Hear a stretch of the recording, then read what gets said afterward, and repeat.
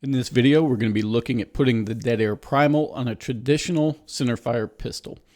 You'll need the Primal itself, of course, and then your pistol with the threaded barrel. You'll also need the included hub adapter ring, and then you'll need to purchase a couple extra parts. One is the booster housing, and one is the piston. The piston will need to match the same thread pitch of the threaded barrel on your pistol that you're going to use. The booster assembly is where the piston is going to go, and this whole system helps accommodate the extra weight that you're putting on the end of a pistol.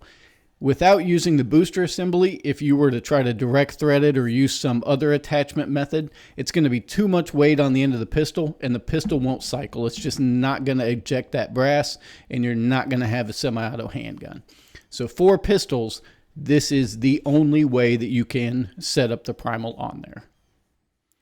All right, so as far as putting everything together, you're going to take the provided hub ring and screw it into the back of the Primal.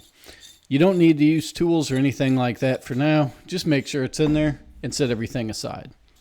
Next, you'll take the booster housing and then unscrew this retaining cap on the back.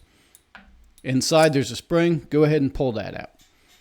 Take your favorite oil, grease, something fairly thick, and get it on that piston. This is important because if this piston doesn't freely move, the gun's not going to cycle correctly. So that's one thing you can do if the pistol's not cycling properly. Just make sure that this piston is clean and moving freely. You'll go ahead and set it inside that booster housing, put the spring over top, and then tighten this retaining cap over. The completed assembly is going to look like this. It's pretty hard to mess up. It only really goes together one way. You just want to make sure that that piston is oriented right, the spring's on there, and then everything is greased up.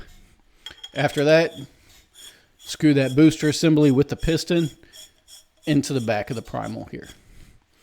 Once it's on, you can go ahead and take the provided accessory wrench and just tighten everything down. Now, you don't have to go overboard with getting these tight. Just make sure it's firm. At this point, you're good to go ahead and put it on the pistol. Attaching it to the host pistol is pretty much just what you'd expect. Go ahead and take your pistol, take the Primal, and screw everything together. Just keep in mind that metric barrels are generally threaded left-hand, so it's backwards than ones made here in America that are right-handed in what you'd expect. Also on there, couple tips to just keep in mind. If that piston isn't moving free, like I said, then you're going to have weak or no ejection. So if the pistol's not ejecting properly and not functioning, that is the absolute first thing to check. The other thing you can do is look for some sort of alignment. So in this case, if we look down the sights, the Dead Air logo's at the 12 o'clock position. Why that's important is if we're shooting and the can starts to back off, we've got a good reference point to go ahead and quickly glimpse that.